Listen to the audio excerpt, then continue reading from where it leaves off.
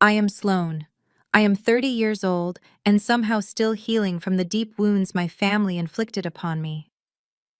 As a successful partner at a Wall Street venture capital firm, I finally escaped their toxic environment, but tonight I flew back to Atlanta for my niece Leah and her high school graduation dinner. Between the expensive champagne and the fake smiles, my white sister-in-law Megan snatched Leah Harvard acceptance letter and threw it straight into the ice bucket. "You are not going to some liberal snob school," she smirked. I simply sipped my sparkling water and smiled from the doorway. What they did not know was that I already owned the debt on their luxury cars, their maxed-out credit cards, and the very roof over their heads. Before I continue this story, let me know where you are watching from in the comments below. Hit like and subscribe if you have ever had to stand up to a family who constantly underestimated your worth and tried to control your destiny. Growing up in a wealthy household meant privilege to the outside world, but inside our sprawling home, emotional coldness permeated every single corner. Tonight was supposed to be a joyous celebration of academic excellence and a bright future.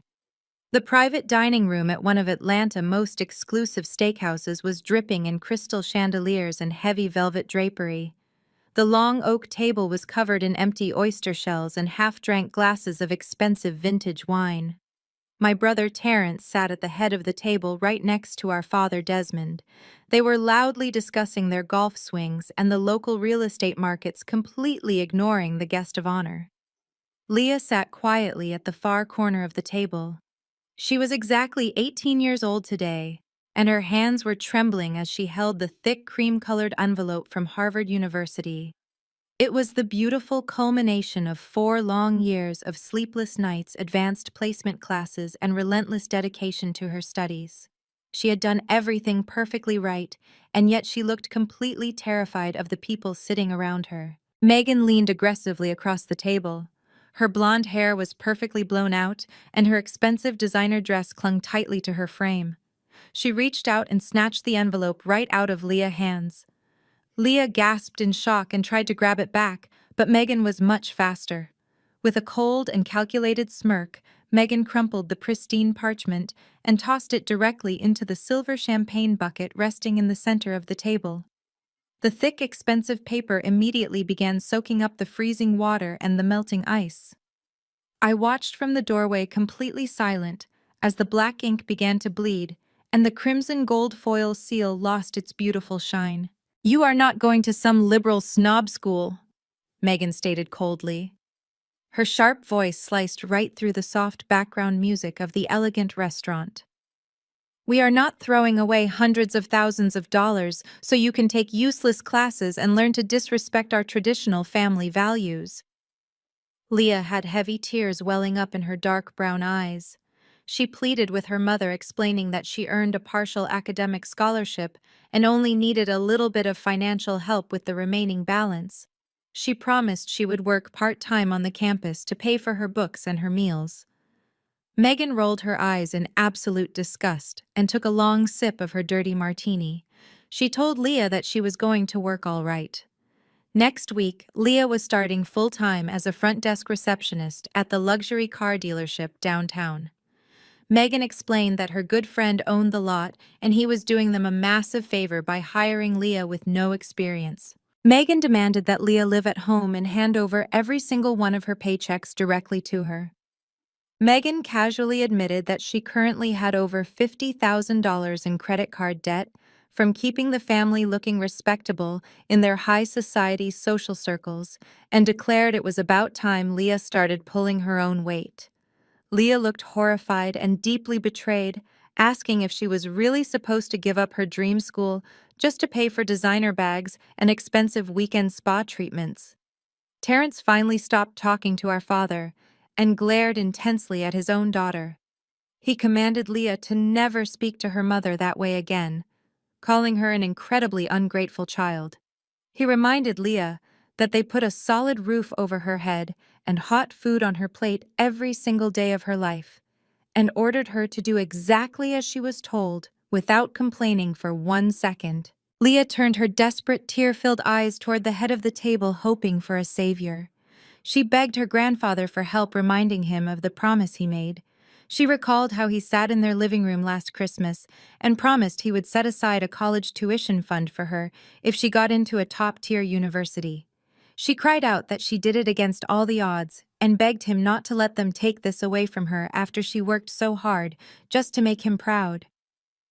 Desmond slowly wiped his mouth with a white linen napkin. He did not look at Leah with any pride or affection. He looked at her with sheer annoyance and absolute disappointment. He placed his napkin carefully on the table and sighed heavily as if her grand ambition was a personal insult to his peaceful evening. My father looked around the table to make sure everyone was listening to his ultimate ruling. He admitted slowly and deliberately that he did say he would set up a fund. But he explained that financial circumstances had recently changed. He casually revealed that he withdrew all of that money last month to invest in a new technology startup his son-in-law Connor was currently building. He called it a real financial investment and a solid business venture led by a smart man who actually knows what he is doing in the corporate world. He stated flatly that sending a young girl to a liberal arts college is a complete waste of their capital. He announced that women in this family do not need advanced degrees to succeed in this life and do not need to go off to the Northeast to get radical ideas planted in their impressionable heads. He told Leah that what she truly needed was to stay close to home, learn how to manage a household properly, and eventually find a wealthy husband who could easily provide for her. He claimed that education for a woman only breeds defiance and unnecessary rebellion, ruining the natural order of the family structure. He finalized his speech by telling Leah she would work at the car dealership and she would be incredibly grateful for the opportunity to contribute to the household. Desmond slammed his heavy fist down on the wooden table, making the expensive silverware rattle loudly against the fine porcelain plates. "The conversation is absolutely over," he declared with absolute finality. No one dared to speak another word. Leah let out a quiet, heartbroken sob and covered her wet face with her trembling hands. Megan smiled triumphantly and immediately signaled the waiter for another round of expensive drinks. They genuinely thought they had won. They thought they had successfully crushed another young woman's bright spirit, just like they had tried to crush mine 12 long years ago. But they had not noticed me standing quietly in the dark shadows of the private dining room, listening to every single cruel word they spoke. I finally stepped forward into the warm, glowing light of the crystal chandelier. The heels of my designer shoes clicked sharply and loudly against the polished hardwood floor, instantly drawing every single eye in the room toward me. The entire table froze in absolute shock. I did not say a single word to my father or my brother. I walked straight past them to the center of the table. I reached my manicured hand right into the freezing water of the silver bucket and pulled out the soaked, ruined Harvard acceptance letter. I gently shook off the melting ice, smoothed the wet paper flat on the table, and looked directly at Leah. The paper was damp and fragile beneath my fingertips, but the words printed on it were still legible. I pressed my palm against the cool surface of the table, pressing the creases out of the university crest. The silence in the dining room was so heavy it felt suffocating. Everyone was staring at me as if a ghost had just walked through the mahogany doors. My father was the first to recover from the initial shock. His thick jaw clenched and his dark eyes narrowed into dangerous slits. He slowly pushed his heavy wooden chair back, making a loud scraping sound against the floorboards. "Well, look who finally decided to show her face," he sneered. His voice dripped with the same condescending venom I remembered from my childhood. "I assumed you were still struggling to pay rent in some cramped studio apartment up north. It has been 12 years, Sloane. You ran away from this family like a coward because you could not handle the rules of my house, and now you think you can just waltz back in here and interrupt my dinner." I did not flinch. I kept my eyes locked on his, holding his gaze with a cold, steady intensity that I knew unsettled him. My mother Brenda sat frozen next to him, her perfectly manicured hands gripping her expensive pearl necklace. She did not say a single word to defend me. She never did.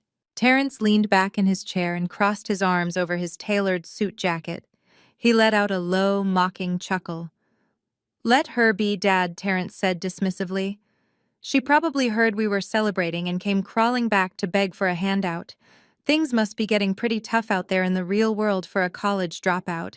Connor, the white brother-in-law, sat next to Terrence. Connor was currently swirling his expensive whiskey, pretending to be a high roller. He looked at me with a mix of pity and amusement, clearly believing my father narrative that I was a complete failure. He whispered something to Terrence and they both snickered. It was sickening to see how quickly outsiders adapted to the toxic culture of my family just to get a piece of the pie. My father took a step toward me, pointing a thick finger in my direction. "You have no right to stand there and look at us like that," Desmond barked, his voice rising in volume. "You are a failure, Sloane. You turned your back on your own blood because you were too stubborn to accept your place in this world. You thought you were so smart with your high school grades and your big dreams. You thought you were better than the traditions of this family." Desmond puffed out his chest, standing tall as if he were delivering a sermon to a crowded church. He looked around the table, making sure everyone was paying close attention to his authority. "Do you remember what I did the night you brought that exact same letter into my house 12 years ago?" he asked loudly. A twisted smile crept onto his face. "I tore it right down the middle. I tore your little Harvard acceptance letter in half, and I threw it in the trash where it belonged." He spoke with such pride, as if destroying my future was his greatest accomplishment. I remembered that night so clearly. I remembered the sound of the paper tearing and the way my mother looked away, refusing to meet my eyes. I remembered walking out of the front door with nothing but a duffel bag and a bus ticket. I spent my first year in New York working 3 minimum wage jobs just to eat before securing a full scholarship on my own merit. Every time I felt like giving up, I heard my father's voice telling me I was nothing. His hatred became the foundation of my empire. "I did it to teach you a lesson." Desmond continued, pacing slightly behind his chair. "I did it to show you that women in my family do not become arrogant intellectuals. And I took every single penny of your college savings, and I gave it to your brother Terrence to help him buy his first real estate property. Because that is how the world works. Men build the legacy and women support them. I made a man out of your brother with that money. And look at you. You have absolutely nothing to show for your defiance." The sheer audacity of his words hung in the air. He actually believed he had won. He believed that his actions 12 years ago had broken me into a million pieces and left me destitute. He had no idea that his cruelty had been the very fuel that powered my rise to the top of the financial world. He had no idea that the firm I built from nothing now controlled the fate of everyone sitting at this table. Leah was sobbing quietly now, her shoulders shaking as she looked back and forth between me and her grandfather. She was witnessing the generational trauma of our family playing out right in front of her eyes. I looked down at the flattened letter on the table. Then I reached into the inner pocket of my tailored blazer and pulled out my leather checkbook. I unclipped the solid gold pen from the binding. Megan scoffed loudly from across the table. "Oh, please," Megan rolled her eyes. "What are you going to do, Sloane? Write us a check for $50. Put your little toy away and leave before I call the manager to have you escorted out of this restaurant." I ignored her completely. I uncapped the pen and pressed the gold nib against the crisp paper of the check. The room went dead silent again, as the only sound was the scratching of my pen. I wrote out the date. I wrote out the name of the university. And then I wrote out the numbers carefully and deliberately. $350,000. It was a fraction of what I made in a single quarter at the venture capital firm, but to the people sitting at this table, it was an astronomical sum. I wanted them to see it. I wanted them to feel the weight of their own insignificance. I signed my name with a sharp, decisive stroke. I tore the check from the book with a loud rip that echoed through the private room. I picked it up and slapped it face up onto the wooden table right next to the damp acceptance letter. Terrence squinted, trying to read the numbers from where he was sitting. His arrogant smirk slowly faded from his face as his brain tried to process the massive string of zeros written in thick black ink. Megan leaned forward, her mouth falling open slightly. My father stared at the check, his chest heaving with deep, angry breaths. He looked up at me, his eyes wide with a mixture of confusion and furious disbelief. "You cannot do this!" Desmond snarled, his voice shaking slightly. "You do not have this kind of money. This is a fraud." I capped my gold pen and slid the checkbook back into my blazer. I kept my posture straight, projecting the authority I had earned in boardrooms full of ruthless executives. I did not raise my voice, but my words cut through the room like a perfectly sharpened blade. "Pack your bags, Leah," I said clearly and firmly, keeping my eyes locked on the terrified young girl. "You are leaving with me." Terrence erupted from his seat the moment the words left my mouth. He slammed his heavy hands down onto the wooden table so hard that the crystal water glasses tipped over and spilled expensive imported wine all across the pristine white linen tablecloth. He pointed a shaking, angry finger directly at my face and told me I was completely out of my mind if I thought I could just walk in here and take his child away.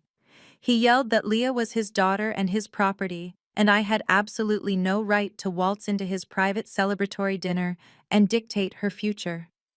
He puffed out his chest, trying to physically intimidate me the way he used to when we were just teenagers living under the same roof. He loudly reminded me that Leah was still exactly 2 months shy of her 18th birthday, making her a legal minor in the state of Georgia. He swore loudly that if I even tried to walk her out of the front doors of this restaurant, he would personally see to it that I was locked up in a federal prison for kidnapping a minor. Leah shrank back deep into her heavy velvet chair, absolutely terrified of her father and his sudden violent outburst. I did not move a single inch backward. I just stood perfectly still and stared at Terrence, watching the thick blue vein bulge prominently in his forehead. I felt nothing but absolute pity for the weak, pathetic man standing before me. He was completely dependent on our father and his retirement money, yet he desperately demanded the respect of an independent patriarch. He was a hollow shell of a man pretending to be a king. Before I could even respond to his empty and pathetic threats, Connor decided it was his turn to be the hero of the evening. My sister Alicia husband leaned back comfortably in his chair and let out a loud, arrogant laugh that echoed through the private dining room. He ran a hand through his expensive, perfectly styled haircut and looked down at the $350,000 check sitting on the table. He told Terrence to calm down because the check was obviously a complete and utter fake. Connor smirked and said there was absolutely no way a runaway college dropout could ever get her hands on that kind of massive capital unless she stole a corporate checkbook from whatever front desk receptionist job she was currently working. He swirled his dark amber whiskey and patronizingly explained to the entire table that real generational wealth does not just happen overnight to people like me. Connor then proudly announced that if anyone in this family was a true financial genius, it was undoubtedly him. He adjusted his expensive silver watch and bragged loudly enough for all the neighboring tables to hear his incredible success story. He boasted that his new financial technology startup was just days away from closing a massive $5 million seed funding round. He looked directly at me with utter disdain and explained that top-tier venture capitalists in New York City were practically begging on their knees to invest in his brilliant corporate vision. He claimed he was building a massive global empire that would secure the family legacy for generations to come, while I was just playing pretend with a stolen gold pen and a fake bank account. My father nodded in slow agreement, looking at Connor with the exact same immense pride he used to reserve only for his biological son, Terrence. It was absolutely hilarious to witness because Connor had absolutely no idea that the prestigious venture capital firm he was currently bragging about was actually my very own company. Megan saw a perfect opportunity to twist the knife deeper and immediately jumped in to support her husband and her brother-in-law. She crossed her thin arms over her designer dress and looked at me with an expression of deeply exaggerated pity. She sighed heavily and told me that my behavior tonight was honestly just incredibly sad to watch. She lowered her voice slightly, adopting that sweet, condescending tone she always used when she wanted to insult me without sounding completely evil to the outside world. She said she completely understood why I was so deeply hostile, but she warned me that acting like an angry, bitter single black woman was not going to solve any of my deep emotional childhood issues. Megan told the entire table that my hostile, aggressive attitude was exactly why I was 30 years old and still completely alone in this world.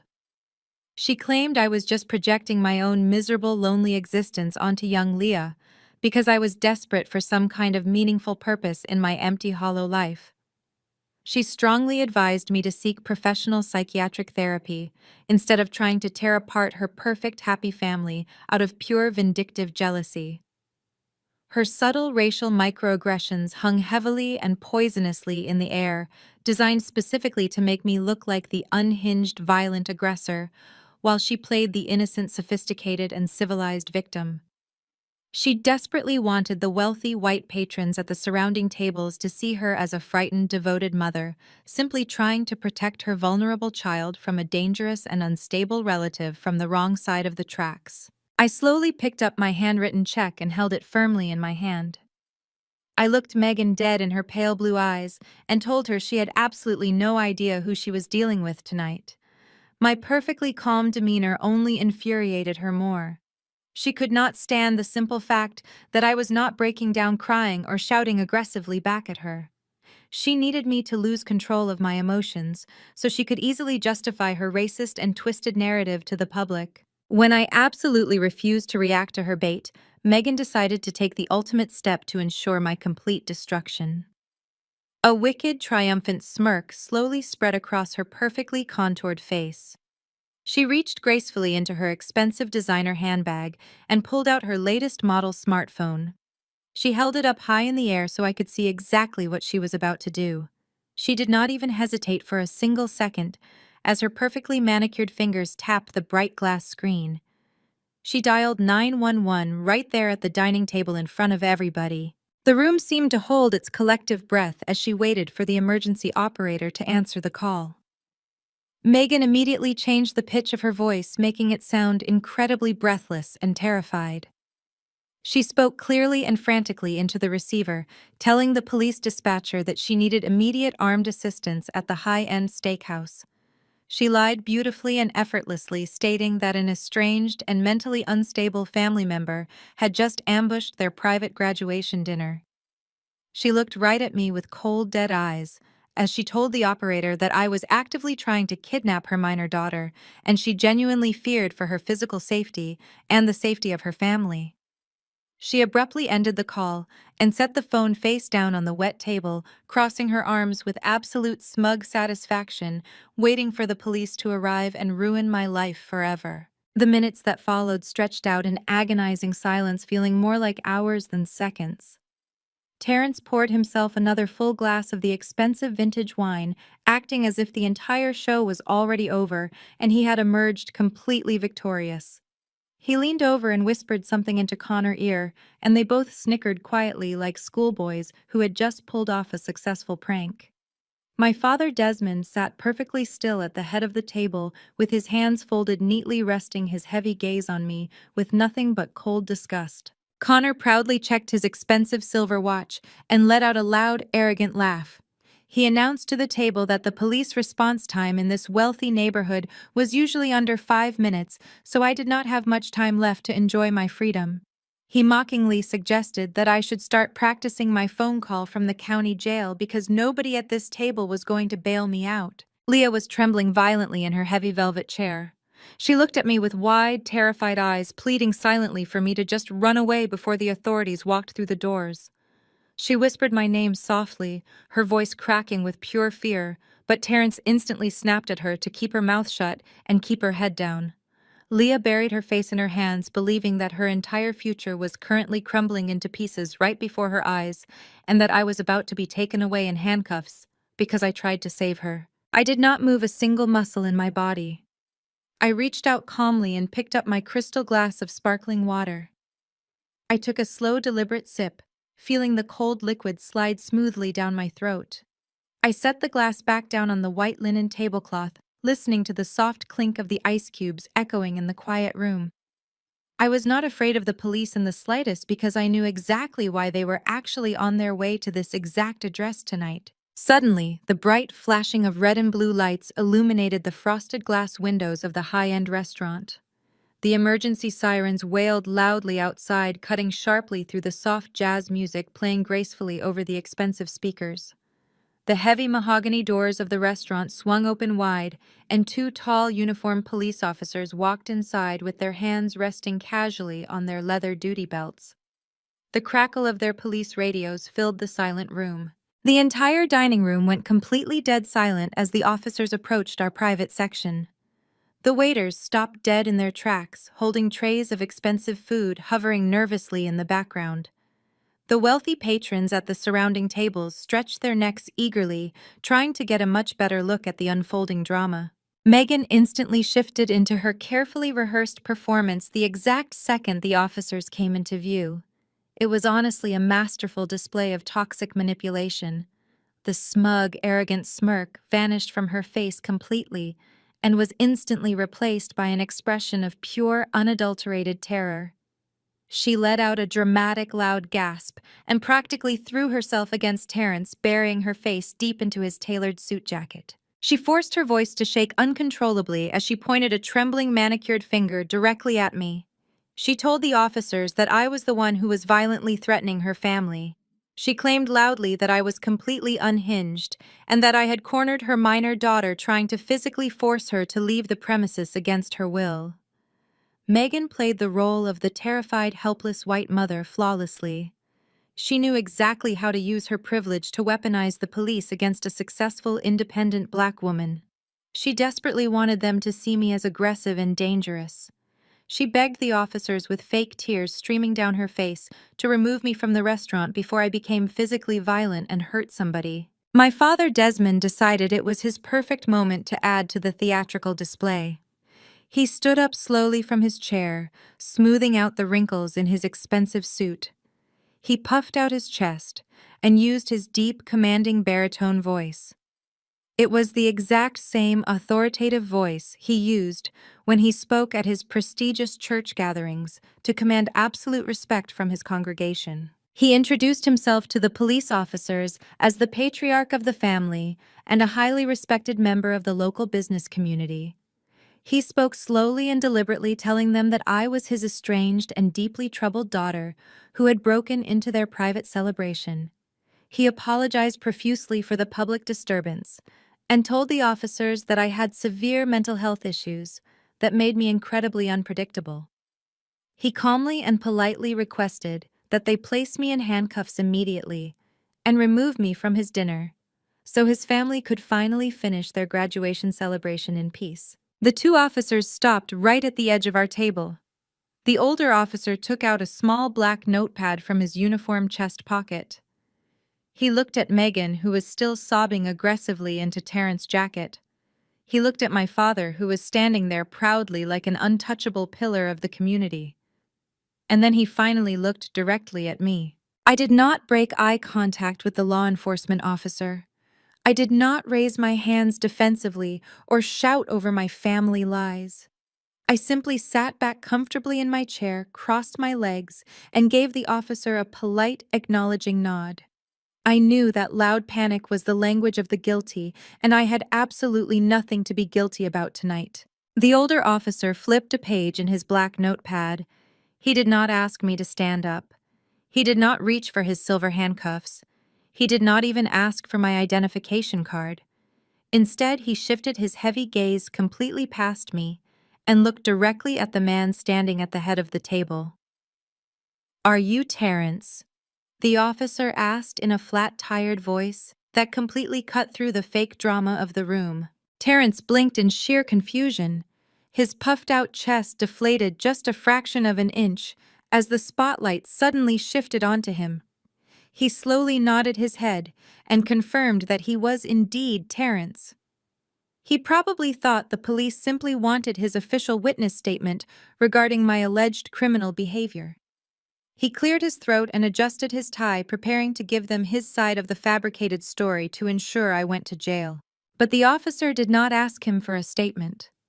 The officer let out a heavy sigh and snapped his black notepad shut with a loud, sharp thud. He looked Terrence dead in the eye with an expression of complete professional boredom. "Listen, Terrence," the officer said loudly enough for the entire silent restaurant to hear every single word clearly. "We are not here for a kidnapping. We are here to escort the repo men. Hand over the keys to the 2025 Porsche parked out front." The color completely drained from Terrence's face the exact moment the police officer spoke those words. The heavy crystal wine glass slipped straight from his trembling fingers and shattered violently against the edge of the table, sending dark red vintage wine spilling over the pristine white linen tablecloth like a fresh open wound. He stared at the two uniformed men with his mouth hanging wide open, entirely unable to comprehend the reality of what was happening. There must be some kind of massive mistake. Terrence stammered, his voice, suddenly high and reedy, entirely stripped of its previous arrogant weight. He puffed out his chest, trying desperately to pull rank on the officers. He told them he was a highly respected commercial real estate investor in the Atlanta area and his car payments were completely up to date. He insisted they had the wrong license plate and the wrong man and demanded they leave his private graduation dinner immediately. The older officer did not even blink at Terrence's pathetic attempt to salvage his crumbling dignity. He slowly and methodically read the vehicle identification number, the exact license plate, and the custom metallic black paint color directly from his small black notepad.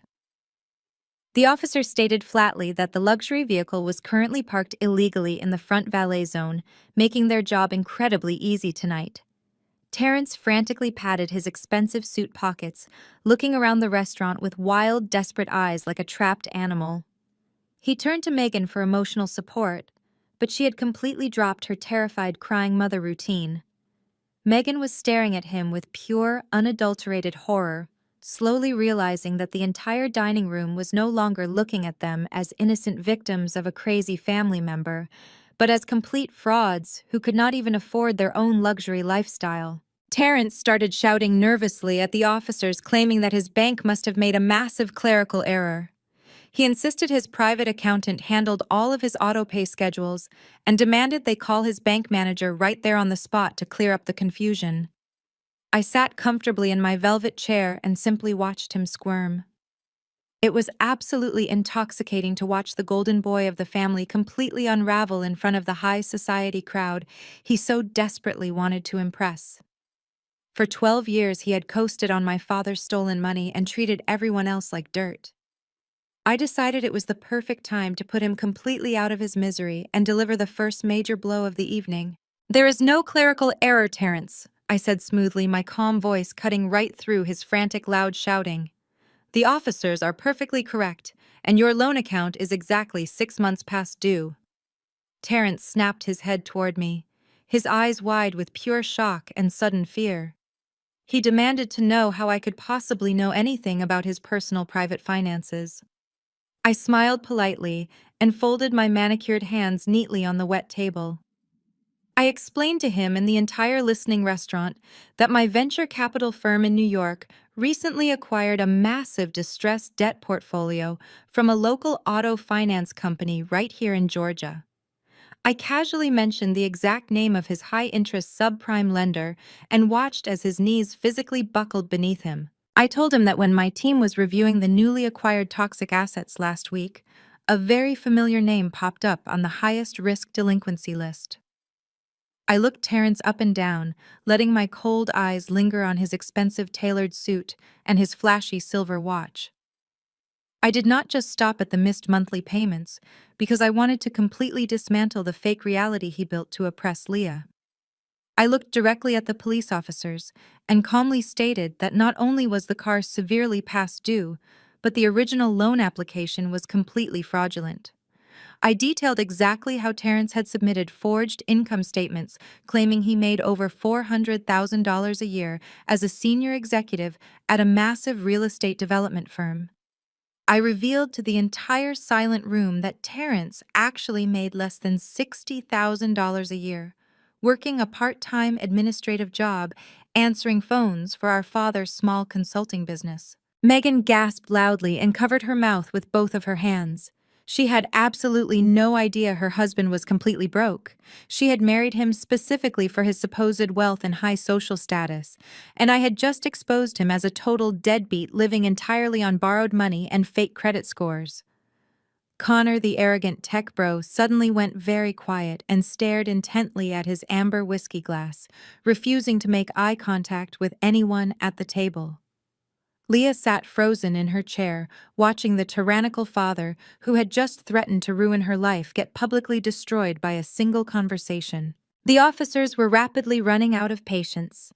The older officer placed his heavy hand firmly on his duty belt and told Terrence that he had exactly 10 seconds to hand over the key fob, or he would be placed in handcuffs for actively interfering with a lawful repossession order. Terrence's chest was heaving with absolute panic. He looked directly at our father, pleading silently for a sudden financial miracle, but Desmond was completely paralyzed by the sheer embarrassment of the public situation. With trembling, sweaty hands, Terrence reached deep into his suit pocket and pulled out the heavy black key fob. He handed it over to the police officer like a defeated prisoner handing over his only weapon. The younger officer instructed Terrence to follow them out to the front entrance of the restaurant to sign the necessary release paperwork and retrieve any personal belongings from the trunk of the vehicle. Terrence's face was burning bright crimson red as he slowly walked away from our table. Every single person in the upscale dining room stopped eating and watched the golden child do the ultimate walk of shame alongside two armed police officers. The silence in the room was absolutely deafening, broken only by the soft ambient music playing overhead. Desmond could not handle the extreme public humiliation. His entire identity as the patriarch was built on the absolute illusion of immense wealth and total control over his family. As Terrence disappeared through the heavy mahogany front doors, Desmond suddenly stood up abruptly, knocking his heavy wooden chair backward onto the floor. He puffed out his chest and raised his deep baritone voice, addressing the entire restaurant as if they were his personal church congregation. He shouted out loud that this was nothing but a minor banking glitch and a complete misunderstanding by incompetent low-level workers. He loudly proclaimed that his son was a highly successful businessman and that he would personally take Terrence to the luxury dealership tomorrow morning to buy him a brand new car in straight cash. He desperately wanted everyone in the room to believe that the family was still incredibly rich, powerful, and completely untouchable. I stayed seated in my chair and looked up at the proud, arrogant man who tore my college acceptance letter 12 long years ago. A slow, genuine smile spread across my face as I watched him try to maintain his fake empire. I tilted my head slightly, observing his desperate attempt to hold on to his crumbling facade. I spoke softly, but my voice carried clearly across the silent dining room, cutting down his pride with absolute precision. With what money, Dad? My question hung in the heavy air of the dining room. My father Desmond stared at me with pure venom in his dark eyes. He slowly lowered himself back into his heavy wooden chair, completely ignoring the fact that his golden son had just been escorted out by the police like a common criminal. Instead of showing any genuine concern for Terrence, he immediately shifted into extreme damage control. His entire life was built on public perception, and he was absolutely terrified that the wealthy patrons in the restaurant were currently judging him. He reached into his tailored suit jacket and pulled out his expensive smartphone. His hands were shaking with pure rage, but his face was set in a mask of total authority. Desmond began dialing numbers rapidly. He called the senior elders at his massive church and the local business partners who helped fund his small consulting firm. He did not care that we were still sitting in the middle of a public restaurant. He spoke loudly and aggressively, making absolutely sure that everyone in the room could hear his fabricated narrative. He told the man on the other end of the line that his estranged daughter had lost her mind. He claimed I was running a massive financial scam in New York, and that I had come back to Atlanta simply to extort my loving family. He demanded that his powerful friends completely blacklist my name from the city. He warned them not to do any business with my venture capital firm, claiming I was a toxic liability and a complete fraud who would steal their money. He wanted to make sure I was starved of all resources, just like he tried to do to me 12 years ago. I sat back in my chair and watched him spiral. It was honestly pathetic to see a grown man desperately trying to destroy his own daughter just to protect his fragile ego. When he finally hung up the phone after making his fourth loud call, he turned his absolute fury onto young Leah. Leah was still crying softly in her seat, completely traumatized by the chaos unfolding around her. Desmond pointed his thick finger directly at her face. He did not speak with the love of a grandfather. He spoke with the cold, harsh tone of a dictator, handing down a final sentence. He told Leah that if she chose to stand up from that table and walk out of those restaurant doors with me, she would be officially dead to the entire family. He declared loudly that he was formally disinheriting her right here and now. He stated that she would never see a single dime of his money, she would never be welcome at another family holiday, and her name would be completely erased from the family history. He told her she was making the biggest mistake of her pathetic life, and that she would end up completely alone and broke just like he assumed I was. He demanded absolute loyalty or absolute exile. That was when my mother, Brenda, finally decided to open her mouth. For my entire life, Brenda had been the silent enabler of my father's cruel behavior. But whenever she felt her comfortable lifestyle was being threatened, she would strike out with a viciousness that rivaled his. She leaned across the wet, ruined tablecloth and glared at Leah with absolute disgust. Brenda did not offer any comfort to her weeping granddaughter. Instead, she blamed Leah for absolutely everything that had just happened. Brenda hissed at Leah, telling her that she was a selfish, ungrateful little girl who had just ruined the family pristine reputation. She told Leah that it was her fault Terrence was just publicly humiliated by the police, because her ridiculous dream of going to Harvard had brought me back into their lives. Brenda coldly stated that Leah was turning out to be exactly like me, a defiant, rebellious woman who only cared about herself. She told Leah to look at the massive mess she had caused and demanded she apologize to her grandfather immediately and beg for his forgiveness before he threw her out on the cold street. Leah looked at her grandmother with absolute horror. The illusion of her loving, supportive family was completely shattered forever. She finally realized that their love was entirely conditional, based solely on her absolute obedience and submission. She looked over at me, her eyes silently pleading for strength. I gave her a small, reassuring nod, letting her know I was not going anywhere, and I was not going to let them crush her spirit. I had survived this exact same psychological abuse, and I was going to make sure she survived it too. Connor saw the deep emotional distress at the table and decided it was his perfect opportunity to become the new golden boy. With Terrence gone and Desmond clearly losing control, Connor felt it was his time to shine. He let out a loud, arrogant laugh and leaned back in his chair, crossing his arms over his chest. He looked at me with a sickeningly smug expression, completely convinced that he was the smartest and most powerful person in the room. He adjusted his expensive designer tie and smiled a huge, fake smile. He told me I was completely finished in this town. Connor boasted that my father's extensive network of wealthy friends would make sure I could never do a single business deal in Atlanta ever again. He mocked my silent, confident posture, telling me that acting tough was not going to save me from complete financial ruin. He proudly reminded the table that, unlike me, he was a legitimate self-made entrepreneur with incredibly powerful corporate backing. He claimed that the business world belonged to men who knew how to play the game properly, not emotional women throwing temper tantrums in fancy restaurants. Connor loudly announced that he was going to prove to everyone right now that good, honest businessmen always win in the end. He told my father not to worry about Terrence or the repossessed luxury car because his massive $5 million seed funding round was going to solve all of their financial problems by the end of the week.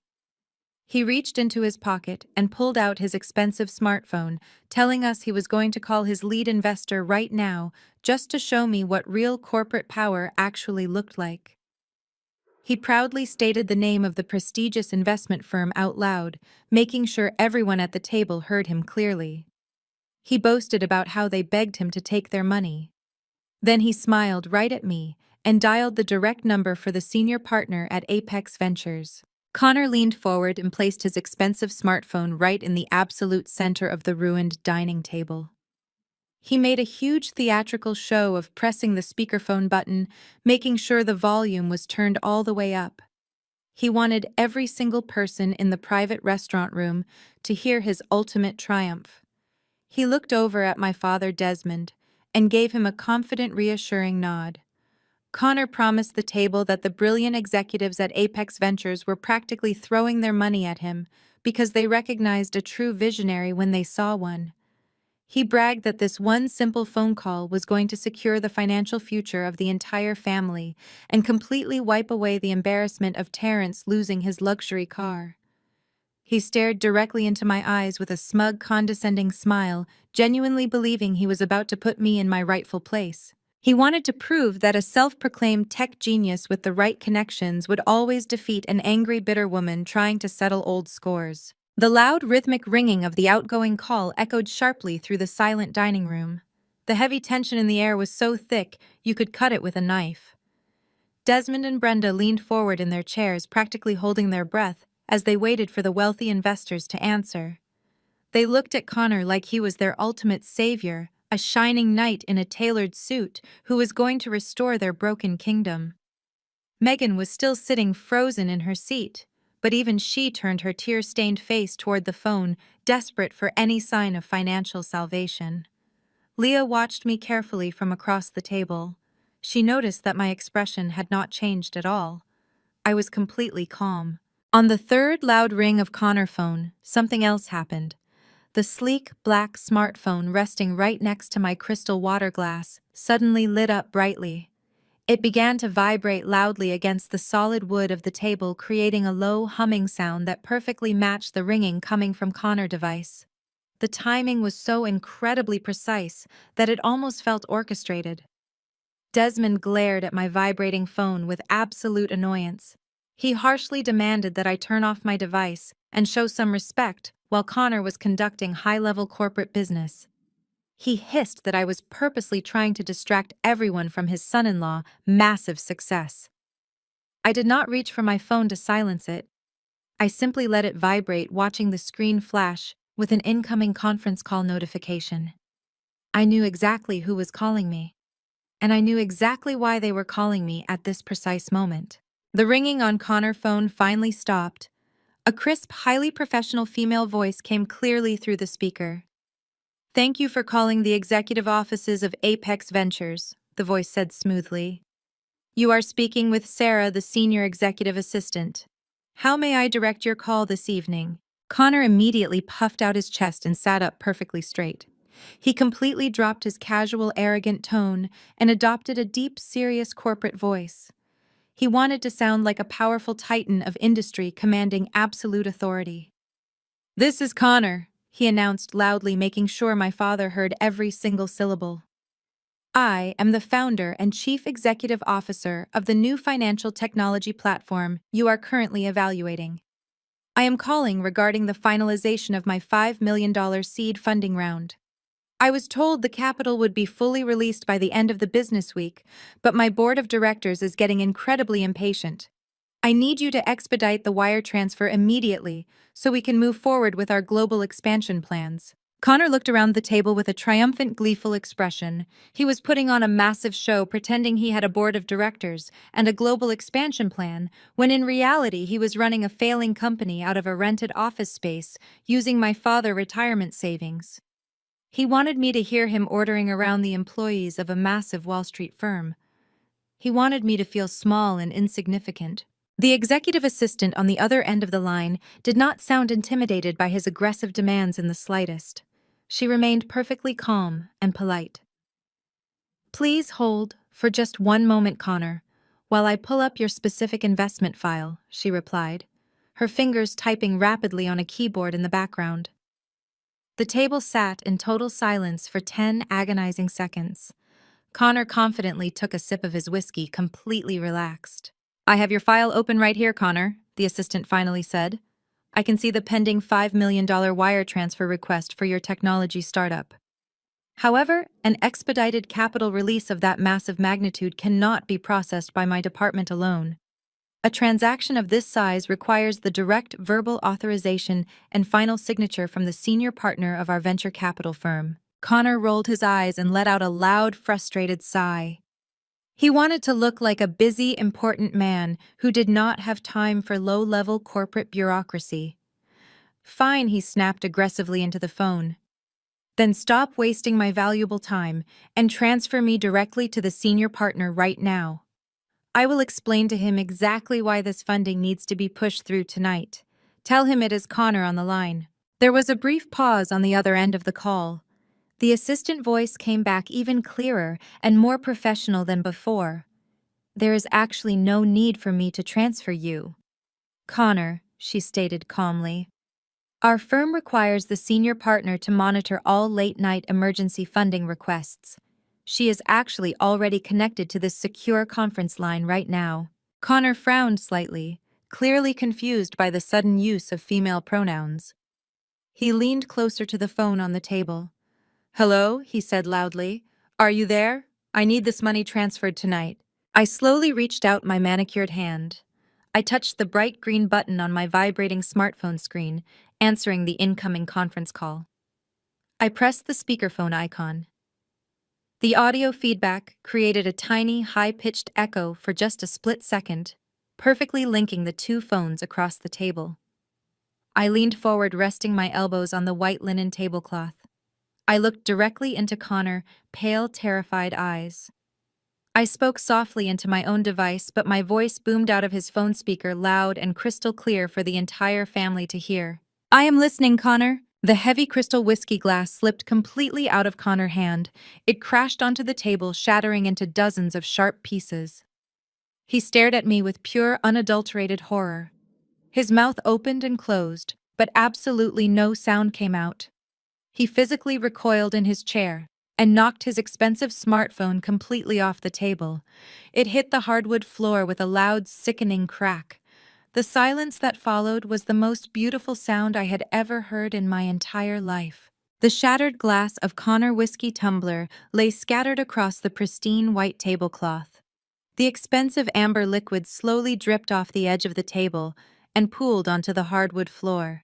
Connor stared at his broken smartphone lying on the ground. He looked up at me with eyes wide and completely hollow. He was visibly trembling now, his arrogant tech bro persona completely stripped away in a matter of seconds. My father Desmond shifted uncomfortably in his heavy wooden chair, looking back and forth between me and Connor. Desmond did not understand the intricate details of high-level venture capital, but he clearly understood the terrifying shift in power that had just occurred right in front of his eyes. I kept my eyes locked on Connor's pale, sweating face and spoke clearly into the speaker of my own phone. Sarah, I said calmly to my assistant, still waiting patiently on the line. Please pull up the due diligence report for this particular financial technology startup and confirm the active user metrics that were submitted to our underwriting department last week. I want the founder to hear exactly why his company is completely worthless. The professional voice of my assistant came through the speaker loud and clear, echoing slightly in the quiet private dining room. According to the submitted corporate documents, the startup claimed to have over 100,000 active daily users on their beta platform, Sarah stated. However, our internal cybersecurity audit revealed that 98% of those users are actually artificial bot accounts purchased from a foreign server farm. The actual human user base is less than 2,000 people, and most of those accounts have been inactive for months. Connor's face turned the color of pale, wet ash. He opened his mouth to defend himself, but the words simply died in his tight throat. He looked around the dining room frantically, but there was absolutely nowhere for him to hide from the truth. I was not nearly done dismantling his fake empire. I leaned back comfortably in my velvet chair and folded my manicured hands together, resting them on the table.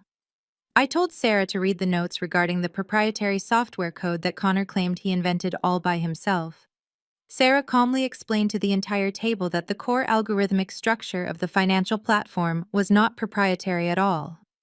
She revealed that Connor had blatantly stolen the entire source code from a free open-source developer repository online and simply slapped his own poorly designed corporate logo on the user interface. It was a massive copyright infringement and a completely fraudulent business model designed solely to trick naive investors out of millions of dollars. My sister Alicia's husband was nothing but a cheap con artist wearing an expensive tailored suit. He had walked into my firm trying to secure a massive payday based on absolute lies and fabricated spreadsheets. I looked directly at Connor and told him that my team of financial analysts had spent the last 3 days tearing his projected financial statements apart, line by line. I detailed exactly how his supposed future revenue streams were entirely made up out of thin air. I exposed how his corporate expense account was primarily being used to pay for his personal luxury gym memberships, expensive weekend trips to Miami, and lavish dinners at high-end steakhouses, just like the one we were currently sitting in. Desmond's face contorted with sudden, deep confusion and rapidly rising anger. He leaned heavily across the wet tablecloth and demanded to know what I was talking about. He looked at Connor and desperately asked him if the $5 million investment was still coming through by Friday. Desmond desperately needed that money to cover the massive financial hole he had dug for himself to continually support Terrence and his fake lifestyle. I did not give Connor a single chance to lie to my father again. I leaned forward and spoke directly into the microphone of my phone. "Sarah," I said, my voice ice cold and completely devoid of any familial sympathy. "You are officially instructed to deny the $5 million seed funding request immediately. I want you to cancel the wire transfer, freeze all pending digital communications with this startup, and forward their entire fraudulent application portfolio directly to the Federal Regulatory Board for immediate criminal investigation." "Yes, Mom," Sarah replied instantly without missing a single beat. "The files have been transferred and the deal is officially dead. Have a good evening, Sloan." I tapped the bright red button on my screen, ending the call and plunging the table back into a heavy, suffocating silence. The entire family sat completely paralyzed in their seats. Connor gripped the edges of the heavy wooden table so hard his knuckles turned completely white. He realized in that exact moment that his entire future was completely destroyed. Not only was he not getting the $5 million, but he was most likely going to face severe federal wire fraud charges for submitting forged documents to a Wall Street investment firm. I looked at my father, who was currently staring at Connor, waiting for an explanation that was never going to come. I decided it was the perfect time to let Desmond know exactly how much this fake tech genius had cost him personally. I looked at my father and casually mentioned the initial $200,000 of seed money that Connor desperately needed to start his fake company 6 months ago. I knew exactly where that money came from, because my firm had legally traced the origin of the capital deposits during our deep background check. I told my father that the $200,000 he withdrew from his personal retirement account last month was completely gone forever. I explained that Connor did not use that money to build a legitimate software engineering team or secure actual technology patents. He used his father-in-law's hard-earned retirement savings to rent a flashy penthouse office space downtown that he absolutely could not afford, and to buy the ridiculous expensive silver watch currently sitting on his shaking wrist just so he could play pretend in front of real businessmen. I told Desmond that his life savings were burned to ashes, and the company he invested heavily in was legally and financially worthless. Brenda let out a loud, horrified gasp and covered her mouth with both of her shaking hands. She looked at her husband with absolute blind panic, suddenly realizing their comfortable financial safety net had just been completely obliterated by the son-in-law they constantly praised. Desmond's face turned a dangerous, violent shade of crimson red. The thick veins in his neck bulged prominently as he turned his furious, glaring eyes toward the young man sitting next to him. Desmond slammed his heavy fist onto the table, making the remaining silverware jump, and demanded to know if what I was saying was true. Connor was completely backed into a corner, like a desperate, frightened animal caught in a brutal trap. The polished, arrogant demeanor completely evaporated, leaving behind a weak, terrified little boy facing real consequences for the first time in his entire life. He looked at Desmond's incredibly angry face and completely lost his mind. Connor jumped up abruptly from his chair, knocking it backward onto the hard floor with a loud crash. He pointed a shaking, sweating finger right back at my father. Connor did not apologize for stealing the money. Instead, he turned viciously on the older man who had funded his entire fraudulent lifestyle. Connor screamed at the top of his lungs that it was not his fault the business failed. He yelled violently that Desmond had promised to back him up financially no matter what happened. He shouted for the whole restaurant to hear that Desmond had practically forced him to rent the expensive penthouse office space just to make the family look wealthy and incredibly successful to the local church congregation and their judgmental friends.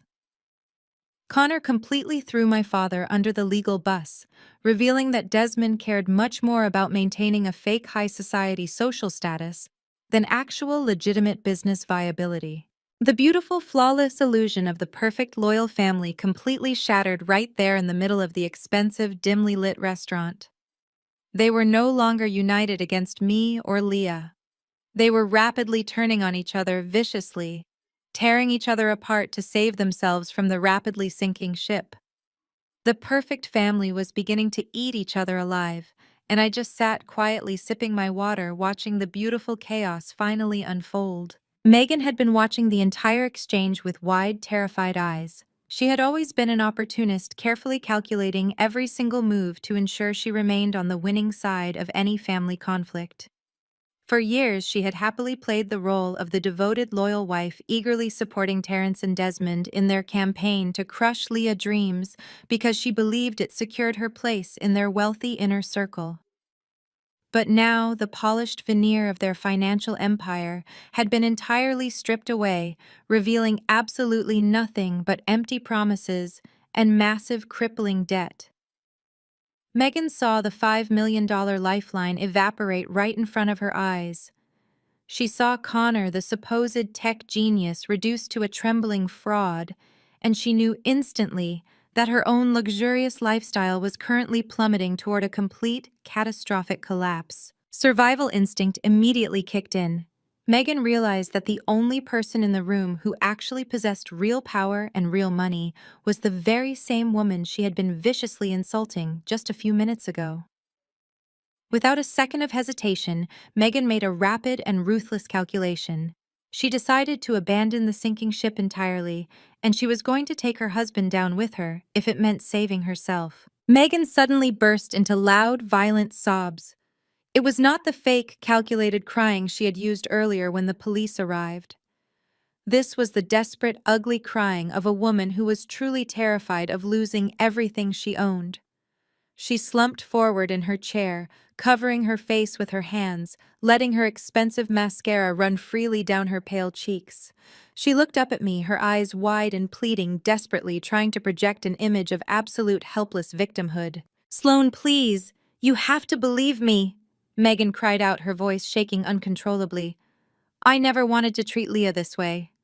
I love my daughter. I wanted her to go to Harvard. I swear to you I did. It was all Terrence and your father. They forced me to do it. They threatened to cut me off completely if I did not go along with their horrible plans." The entire table fell completely silent again, stunned by her sudden dramatic betrayal. Terrence, who had just slowly walked back into the private dining room after dealing with the police and the tow truck driver, stopped dead in his tracks. His face was still flushed dark red from the public humiliation of losing his expensive car, but now his expression twisted into one of pure, absolute shock. He stared at his wife, unable to comprehend that she was actively throwing him under the legal bus in front of everyone. Megan did not stop there. She knew she had to offer me something incredibly valuable if she wanted any chance of mercy. She needed to prove her loyalty to the new power dynamic by completely destroying the old one. She wiped her nose with the back of her trembling hand and pointed a shaking finger directly at Terrence. "Do not look at me like that!" Terrence, Megan screamed hysterically. "I am not going down for your disgusting lies anymore. I am done covering for your pathetic mistakes. You are a complete fraud and a horrible father." She turned back to me, her eyes burning with a manic, desperate energy. She leaned heavily across the wet, ruined tablecloth, desperate to spill every single toxic secret she had been harboring for years. "Sloane, you need to know the absolute truth about him," she sobbed loudly. "He is not just broke. He is completely drowning in massive illegal gambling debts. He owes hundreds of thousands of dollars to incredibly dangerous bookies operating out of underground casinos in downtown Atlanta. That is where all the money actually went. That is why we are completely bankrupt. Terrence's face drained of whatever color was left. He opened his mouth to vehemently deny the allegations, but no words came out. He looked absolutely terrified that his darkest, most shameful secret had just been exposed in the middle of a high-end restaurant. My father Desmond stared at his golden son with a look of pure, unadulterated horror, slowly realizing the depth of the deception. And that is not even the worst part.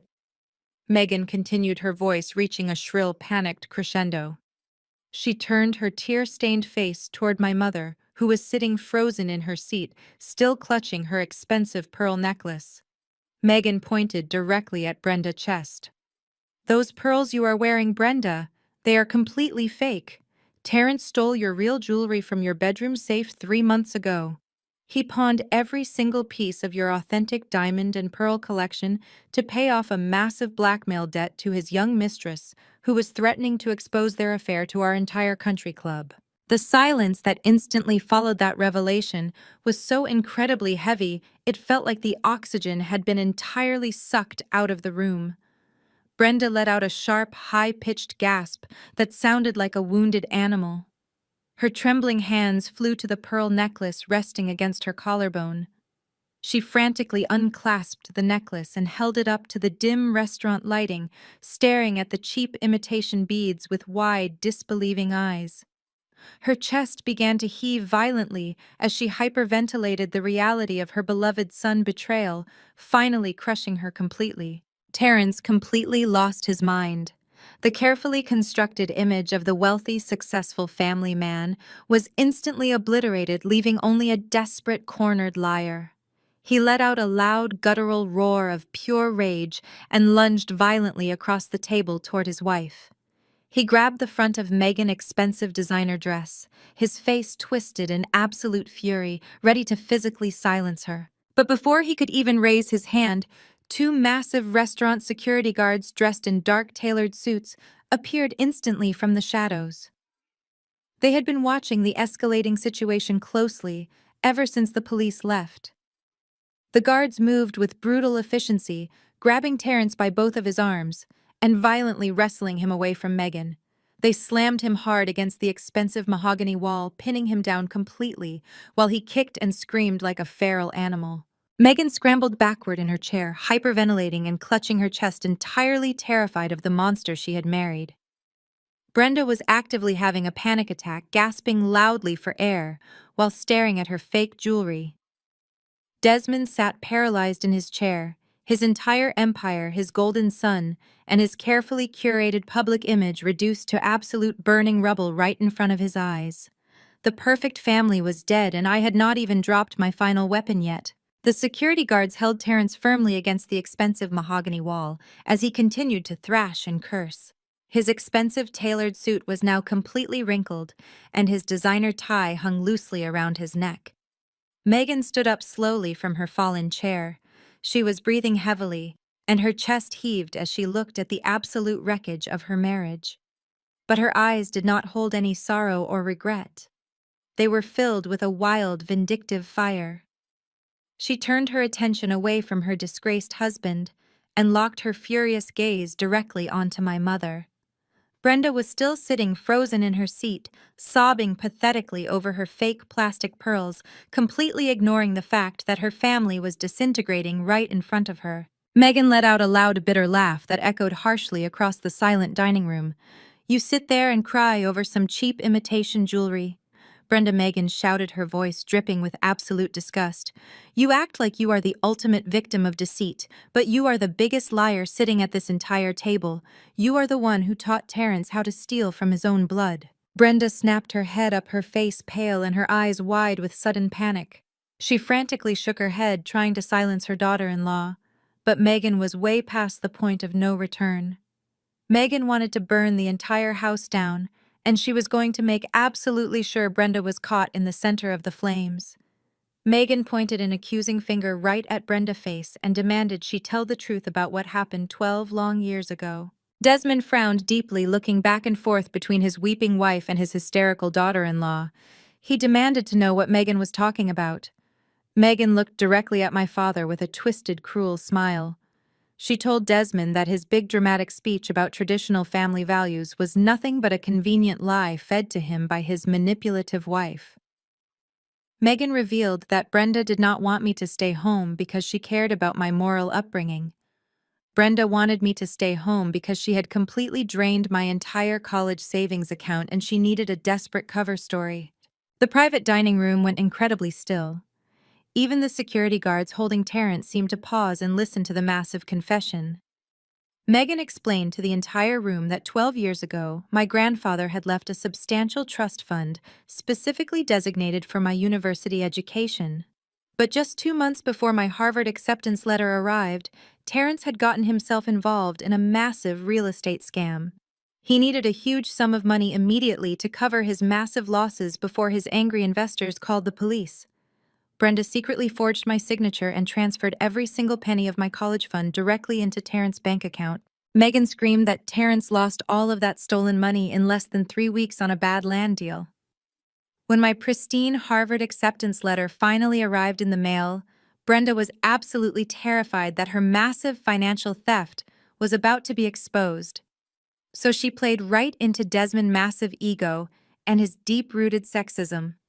She convinced my father that sending a young woman away to an elite Northeast college would completely ruin the family pristine reputation and breed unnecessary defiance. She manipulated Desmond into tearing my letter in half right in front of my face so I would run away and never ask about the missing money. Desmond slowly turned his head to look at his wife. The proud, authoritative patriarch suddenly looked incredibly old and deeply foolish. He had always believed he was the undisputed king of his castle, making all the hard decisions to protect his legacy. He finally realized he was nothing but a loud, arrogant puppet being perfectly manipulated by a thief. Brenda shrank back into her velvet chair, trying to make herself as small as possible. She could not even look her husband in the eye. She tried to stammer out a pathetic excuse. She whispered softly that Terrence was the eldest son and he needed a financial head start in the harsh business world. She claimed she was just trying to protect her baby boy from going to jail, and she fully intended to pay the college fund back eventually. Her voice trailed off into another pathetic sob, realizing how incredibly hollow and evil her words sounded in the bright light of the truth. Leah looked at her grandmother with pure, unadulterated disgust.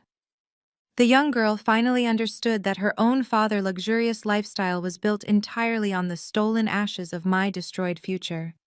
She wiped the tears from her face and moved her chair slightly closer to mine, physically distancing herself from the toxic monsters she used to call her loving family. Everyone at the table slowly turned to look at me. They were waiting for the massive emotional explosion. They expected me to break down into violent tears, realizing that my own mother had robbed me blind and orchestrated my banishment just to protect her worthless golden son. They waited for me to scream and curse at Brenda for stealing 12 years of my life and forcing me to sleep on cold floors while I worked 3 minimum wage jobs just to survive. But I did not shed a single tear. I did not raise my voice or show any sign of emotional distress. I just sat perfectly still and looked at my mother's terrified face. A slow, calm smile spread across my face, completely unsettling everyone in the room. I slowly nodded my head, acknowledging her dark, pathetic secret. I knew that I said my voice perfectly steady and clear. I found the forged bank transfer documents during my firm corporate background check on Terrence 3 days ago, which is exactly why I prepared for today. I slowly reached down beside my chair and lifted my heavy designer leather briefcase, placing it firmly onto the ruined tablecloth. I popped the gold clasps on my expensive leather briefcase. The sharp metallic clicking sound echoed loudly across the quiet, private dining room. Every single person at the table watched my hands as if I were opening a live explosive device. I reached inside the dark velvet interior and pulled out a thick, heavy stack of manila folders. I dropped them onto the center of the ruined table right next to Leah's soaked Harvard acceptance letter and my handwritten tuition check. The folders landed with a heavy, dull thud that made my mother Brenda flinch violently in her seat. I did not look at Brenda anymore because her pathetic part in my destruction was finally brought to the light. She was completely powerless now and entirely irrelevant to my ultimate plan.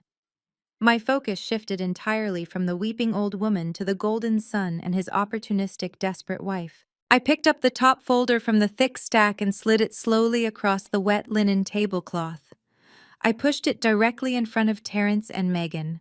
The plain cover of the folder had their full legal names printed in bold black ink.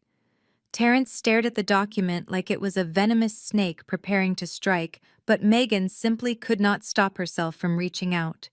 She opened the heavy cover with badly trembling fingers. Her pale blue eyes darted rapidly across the first page of the legal contracts and collection notices. I watched with deep satisfaction as the remaining color completely drained from her face when she realized exactly what she was holding in her shaking hands. I decided to explain the complex financial situation to the rest of the table, so there was absolutely no confusion about who held the real power. I looked directly at Megan and mentioned the $50,000 in credit card debt she had so proudly bragged about earlier this evening. I told her that massive debt did not belong to a faceless banking institution anymore. I explained that my venture capital firm operated a highly specialized division that dealt exclusively with aggressive debt collection and corporate asset seizure. I told her my team had legally purchased the collection rights to every single one of her maxed out platinum credit cards for pennies on the dollar just yesterday morning. I was now her sole legal creditor. Every single pair of designer shoes, every luxury handbag, and every expensive weekend spa trip she had put on plastic was now legally owed directly to me. Then I turned my cold, unblinking gaze toward Terrence. He was still breathing heavily, leaning against the mahogany wall where the massive restaurant security guards had pinned him. I told Terrence that buying up unsecured corporate credit card debt was incredibly easy, but securing underground gambling markers took a bit more strategic effort and a lot more liquid cash. I explained that the dangerous, illegal bookies operating in downtown Atlanta were more than happy to sell his massive outstanding debts to my firm once I offered them a premium cash buyout. I told Terrence that I officially owned the paper on every single lost poker hand and every failed sports bet he had blindly placed over the last 3 terrible years. The total amount he legally owed me was well over $400,000, and the interest was compounding daily. Megan started to hyperventilate again, realizing there was absolutely no escape from the massive financial trap closing around them. I leaned forward, resting my elbows on the table, and delivered the final crushing blow to their fake wealthy lifestyle. I spoke clearly and slowly, ensuring every single word sank deep into their panicked minds. I told them they had exactly 48 hours to pay me the entire $500,000 balance in full. If the money was not sitting securely in my corporate account by Friday morning, I would unleash my entire ruthless legal team on them. I promised I would legally freeze every single bank account attached to their names, leaving them with absolutely nothing.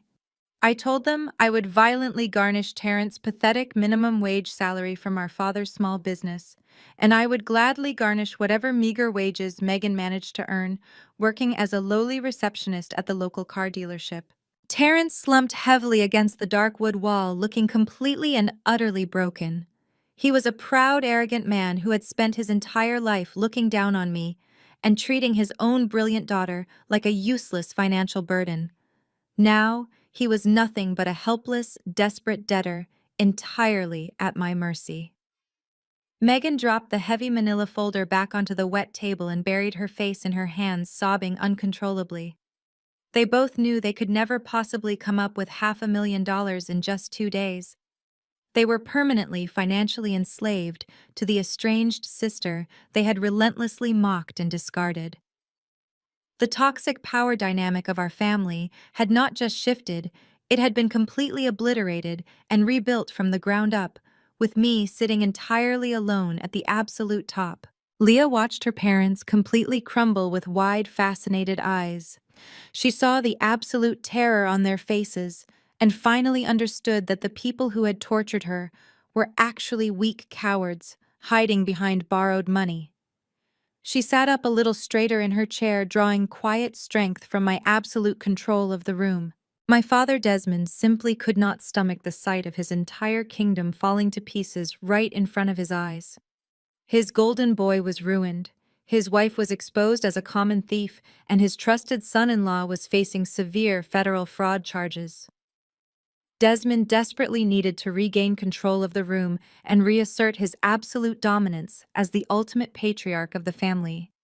He placed both of his large hands firmly on the wet table and pushed himself up violently from his heavy wooden chair. He stood as tall as he possibly could, puffing out his broad chest and glaring at me with dark eyes full of absolute venomous hatred. He raised his deep, booming voice, trying to intimidate me into submission one last time. Desmond pointed a shaking, angry finger directly at my face and told me I was completely out of my mind if I thought I could come into his city and destroy his proud family. He shouted loudly that I could bully Terrence and Connor all I wanted because they were weak, but I could never ever touch him. He proudly declared that he was still the undisputed head of this family, and he possessed real generational wealth that I could not even comprehend. He slammed his heavy hand onto the table, making the broken glass rattle, and screamed that he owned the massive family estate free and clear. He told me he would put the sprawling colonial house on the market tomorrow morning and use the millions of dollars from the sale to hire the best lawyers in the country to completely crush my company and wipe me off the map. I did not shrink back from my father's loud, aggressive shouting. I did not cower in the face of his pathetic attempt to reassert his broken authority over me. Instead, I threw my head back and laughed. It was a loud, cold, and genuinely terrifying sound that cut right through his blustering anger.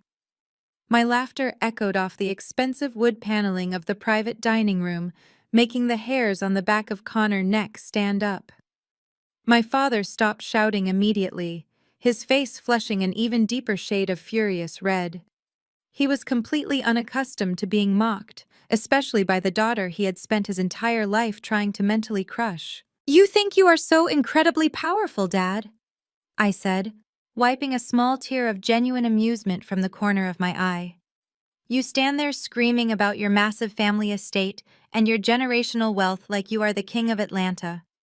But you and I both know the absolute truth about your precious, sprawling colonial mansion." I reached back into the dark interior of my designer leather briefcase and pulled out the thickest, heaviest manila folder of them all.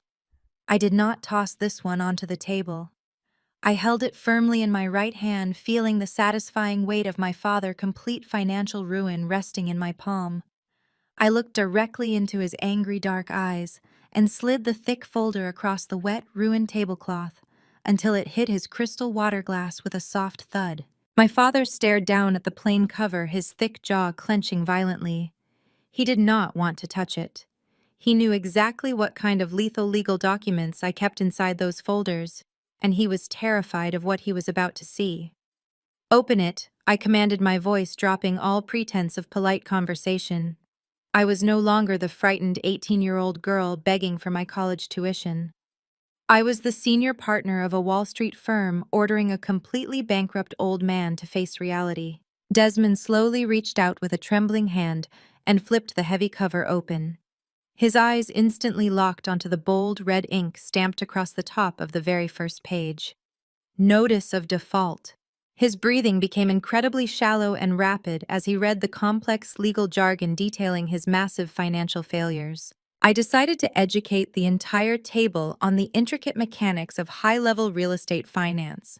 I wanted everyone in the room to fully understand exactly how deep the patriarch had buried them all in toxic debt. I kept my voice perfectly calm and measured, adopting the exact same professional tone I used when delivering devastating news to hostile corporate boards in New York. "You see, Dad?" I began, leaning comfortably back in my velvet chair. "Generational wealth only actually works if you do not actively spend it trying to fund the massive failures of your incompetent sons. The beautiful colonial house you are currently bragging about has not actually belonged to you for a very long time." Desmond squeezed his eyes shut, trying to physically block out my words, but I was not going to stop.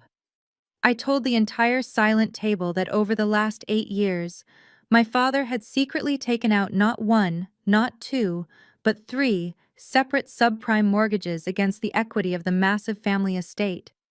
He had been desperately leveraging the only real asset the family possessed to constantly bail Terrence out of his terrible real estate investments and to blindly fund Connor's fraudulent tech startup.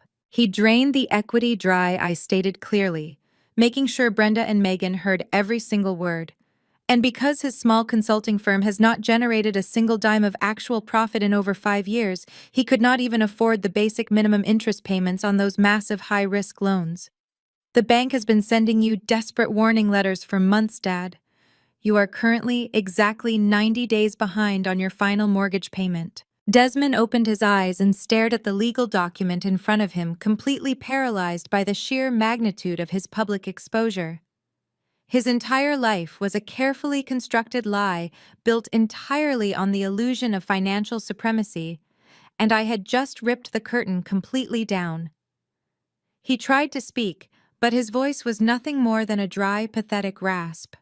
He slowly looked up at me, his eyes pleading silently for me to stop talking in front of his family, but I showed him absolutely no mercy. The regional bank was incredibly tired of your empty promises, Dad. I continued, my voice low and dangerously smooth. They officially ran out of patience last month. The board of directors held a private meeting and decided they were going to legally foreclose on the family estate next Tuesday morning. They were going to send the county sheriff to your front door to violently throw all of your expensive antique furniture right onto the front lawn for the entire wealthy neighborhood to see. Brenda let out another sharp, horrifying gasp, clutching her chest tightly. The thought of being publicly evicted from her luxurious home in front of all her judgmental country club friends was a fate much worse than actual death to a woman like her. Megan stared at my father with pure, unadulterated hatred, realizing that her safety net was completely gone. The great patriarch had secretly gambled away the only stable roof they had left. But they did not foreclose on you next Tuesday. Dad, I whispered, leaning forward across the table until I was looking right into his panicked, sweating face. Because the bank realized the foreclosure process in Georgia can take months of expensive legal battles. They wanted fast liquid cash to clear their toxic debt ledgers before the end of the fiscal quarter. So instead of dealing with the messy eviction, they quietly bundled your distressed mortgage notes together and sold them to a massive private equity firm in New York City. Desmond stared at me, his chest heaving violently, as the terrifying reality of the situation finally clicked into place. The private equity firm I mentioned was not some faceless corporate entity operating in a distant glass tower. The firm was sitting right across the table from him, wearing a tailored blazer and a calm, chilling smile. Desmond's hands began to shake so violently that the heavy legal documents rattled loudly against the wet tablecloth. He flipped to the second page of the foreclosure transfer agreement, and his wide eyes locked onto the primary signature line at the very bottom. He saw my full legal name printed in bold black ink right beneath the title of Chief Executive Officer of the private equity firm. The color completely drained from his face, leaving him looking like a sick, terrified old man. He realized in that exact moment that he was completely and utterly at my mercy. He had spent his entire life building an empire of intimidation and financial control, and I had just bought the entire thing out from under his feet without him even noticing. I leaned back comfortably in my velvet chair and looked at him with absolute coldness. "You do not own the house anymore, Dad," I said, my voice steady and unwavering in the silent room. "I do. I own the massive colonial roof over your head. I own the grand dining room where you tore my college acceptance letter into pieces 12 years ago. I own the exact spot on the expensive hardwood floor where my mother stood quietly and watched you do it. I own the long sweeping concrete driveway where you looked me dead in the eye and told me I was nothing but worthless garbage as I walked away with my cheap duffel bag. I own every single brick, every single window, and every single blade of grass on that pristine manicured lawn." Desmond opened his mouth to speak, but he could not find a single word. The grand illusion of his absolute power was completely shattered into a million pieces. He was a proud, arrogant patriarch who had always demanded total submission from every woman in his family, and now he was nothing more than a desperate bankrupt debtor, living in a house owned by the daughter he had brutally discarded. He slumped back into his heavy wooden chair, his broad shoulders dropping completely in total absolute defeat. He looked down at his empty hands, suddenly realizing that he possessed absolutely nothing of real value. Terrence watched his father collapse emotionally and finally understood that the ultimate safety net was gone forever. There was no massive family estate left to sell to cover his illegal gambling debts. There was no secret retirement account to bail them out of their massive financial failures. They were all completely trapped in the financial prison they had built with their own greed and arrogance. Megan looked like she was about to pass out. She gripped the edge of the ruined table, breathing in short, rapid gasps, completely unable to process the absolute destruction of her wealthy, high society lifestyle. Then my mother decided to speak. Brenda had been sitting frozen in her seat, clutching her fake plastic pearl necklace and hyperventilating in pure terror. But when she heard me clearly state that I legally owned the massive colonial mansion, her absolute pride and joy, her ultimate status symbol, she suddenly found her voice. The reality of losing her beautiful house and facing her judgmental friends was simply too much for her fragile ego to handle. She slid awkwardly out of her chair and actually fell to her knees, right there on the expensive hardwood floor of the restaurant. She completely abandoned all of her precious country club dignity and began weeping loudly and hysterically in front of dozens of wealthy strangers. She reached her trembling hands out toward me across the ruined tablecloth. "Sloane, please, you cannot do this to us." Brenda sobbed, her face completely red and streaked with expensive running makeup. "We are your parents. We gave you life. You cannot just throw us out onto the street like common criminals. Think about the neighbors. Think about our church family. What will people say when they find out you violently evicted your own mother and father from their beautiful home? We will be completely ruined in this city." I looked down at the woman who had happily stolen my future just to pay for my brother gambling mistakes. She did not care about my feelings or my deep emotional pain. She only cared about her pristine public image and what her wealthy, judgmental friends would whisper about her at their Sunday afternoon tea parties. She was literally begging me to save her fake reputation after she had spent 12 years actively destroying mine. She wanted me to protect the exact same people who had thrown me to the wolves without a second thought. "Please, Sloane." Brenda continued to wail, crawling slightly closer to my side of the table, while the restaurant security guards watched in stunned silence. "I know we made terrible mistakes in the past, but we are still a family. You have to show us some mercy today. You have to remember your family loyalty. We are bound by blood, and you cannot just turn your back on your own blood when we need you the most." I did not feel a single ounce of pity for her. I did not reach out to comfort her or tell her everything was going to be all right like she desperately wanted me to do. I slowly leaned forward, resting my arms on the table and looking directly down into her pathetic, tear-stained face. The entire restaurant was completely silent, watching the wealthy matriarch beg on her knees like a helpless child.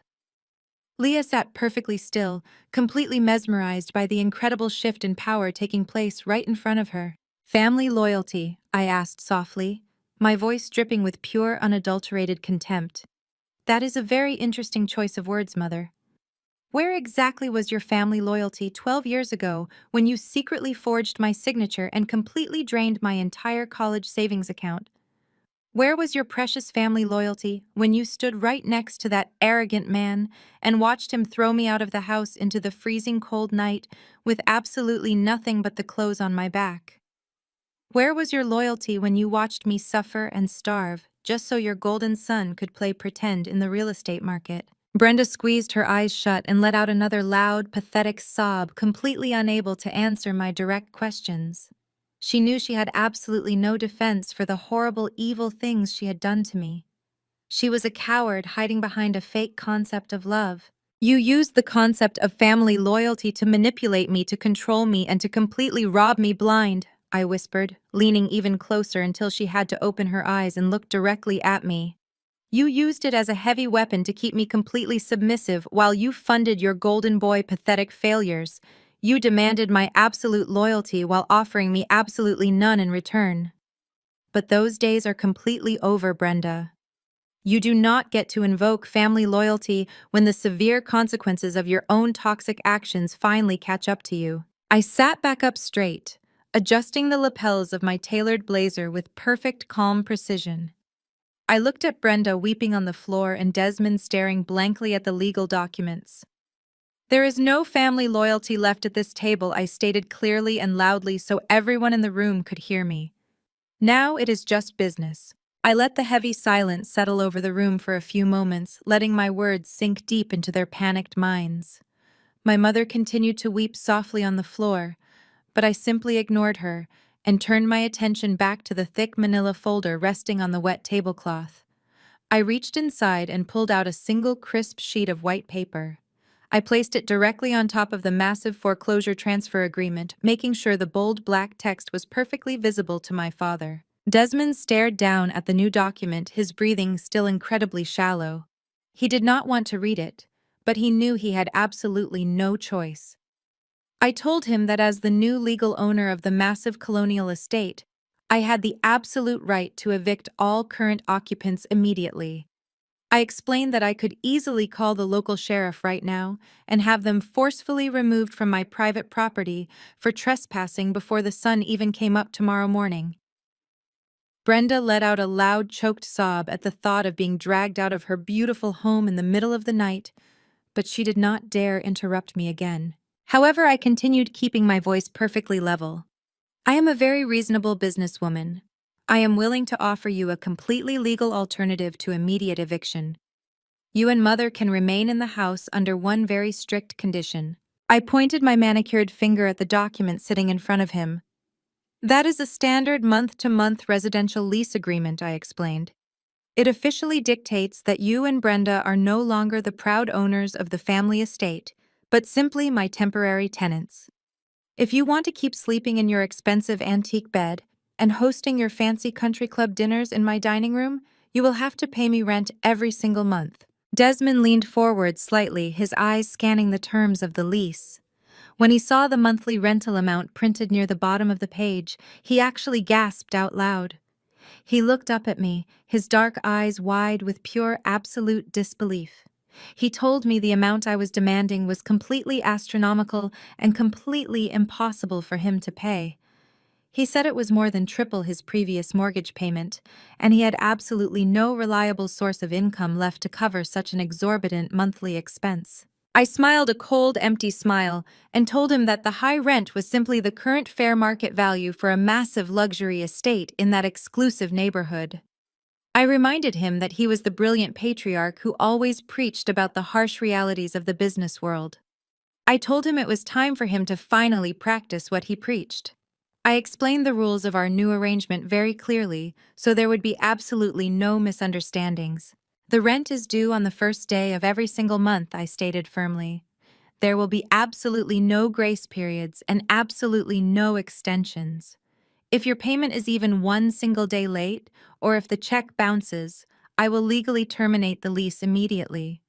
I will send my corporate security team to change all the heavy brass locks on the doors and you will be permanently locked out of my house. Terrence watched his father completely crumble and suddenly realized a terrifying detail.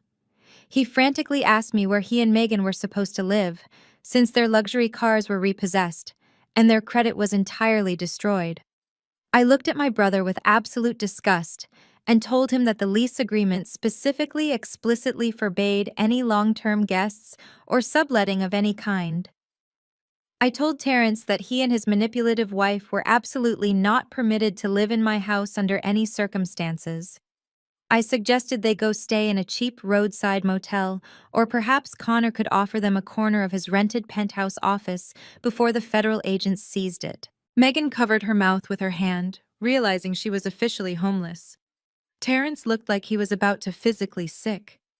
They were completely cut off from the massive family estate and entirely abandoned by the parents who had always protected them. Desmond's hands were shaking so violently he could barely keep them resting on the table. He looked at the lease agreement, and then he looked at the heavy gold pen I had placed right next to it. He tried to speak, trying to negotiate some kind of better deal, but his voice completely failed him. The proud, arrogant man who had spent his entire life dominating everyone around him was completely stripped of his power, his wealth, and his dignity. He was nothing but a broken, empty shell of a patriarch. I tapped the heavy gold pen with my finger. "You have exactly 1 minute to make your final decision, Dad," I told him, looking at my expensive watch. "You can sign the paper right now and go sleep in your warm bed tonight, or you can refuse, and I will have these massive security guards escort you out of the restaurant and straight onto the cold street. The choice is entirely yours." The private dining room was so quiet you could hear the soft ticking of the clock on the mahogany wall. Brenda crawled over to her husband's side and grabbed his expensive suit jacket, begging him to sign the paper so they would not be homeless. She did not care about his pride or his lost empire, she only cared about keeping her precious house. Desmond looked down at his weeping wife, and then he slowly reached out and picked up the heavy gold pen. His hand trembled violently as he pressed the gold nib against the crisp white paper. He took a deep, shaky breath, completely surrendering his entire kingdom. With a slow, agonizing motion, Desmond signed his full legal name on the dotted line. He officially signed away his pride, his authority, and his legacy. He dropped the pen onto the table like it burned his skin and slumped completely back into his chair, totally defeated. The great, powerful father who had brutally thrown me away 12 years ago was now officially a lowly, desperate tenant, paying rent to the daughter he had called worthless. The ink on the month-to-month lease agreement was barely dry when the final fragile pieces of the perfect family shattered completely. Megan stood up abruptly from her heavy velvet chair, her chest heaving violently as she looked down at the pathetic broken man she had married. She reached across with her right hand and violently grabbed the massive diamond wedding ring on her left finger. She pulled the expensive ring off, leaving a pale indentation on her skin. She threw it directly at Terrence's face with all the strength she could muster. The heavy ring hit him squarely in the chest and bounced off, landing somewhere among the ruined oyster shells and spilled wine. Megan screamed at the top of her lungs that she was calling her divorce attorney first thing tomorrow morning. She told Terrence she would rather live in a cardboard box on the street than spend another single minute married to a lying gambling addict who could not even afford the luxury car he drove to dinner. She grabbed her expensive designer handbag and declared she was leaving to stay at a luxury hotel, though we both knew all her credit cards were currently frozen. Terrence did not even try to stop her or argue back. He simply stared blankly at the empty space where she had been standing, completely hollowed out by the absolute destruction of his fake reality. Across the private dining room, Connor was completely ignoring the dramatic end of his brother-in-law marriage. He had scrambled down onto the expensive hardwood floor, hiding behind the long wooden table. He pulled his sleek silver laptop out of his leather messenger bag, his hands shaking so violently he could barely open the screen. He was frantically deleting every single financial document, every fake user metric, and every piece of stolen software code he had stored on his hard drive. Sweat was pouring down his pale face, dripping onto the keyboard as he mumbled frantically to himself about federal wire fraud and mandatory prison sentences. He actually believed that emptying his digital trash bin was going to stop a massive Wall Street legal team and the Federal Bureau of Investigation from tearing his entire life apart. I watched him desperately hitting the backspace key over and over again, completely unaware that my firm had already cloned his entire cloud server during our due diligence phase. It was incredibly pathetic to watch the arrogant, wealthy tech bro reduced to a terrified criminal sitting in a puddle of spilled vintage wine. My father Desmond and my mother Brenda simply sat in their chairs, completely paralyzed by the surrounding chaos. Desmond kept his dark eyes locked firmly onto his own shaky signature at the bottom of the rental agreement. He had aged 10 years in the span of 30 minutes. He was a broken patriarch, entirely stripped of his power, staring at the physical proof of his absolute failure. Brenda was still clutching his wrinkled suit jacket, weeping quietly into the expensive fabric. They had completely isolated themselves from the real world, building a massive empire on lies, theft, and manipulation.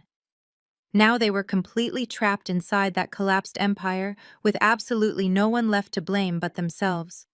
They knew they had to wake up tomorrow morning and figure out how to pay rent to the daughter they had violently discarded 12 years ago.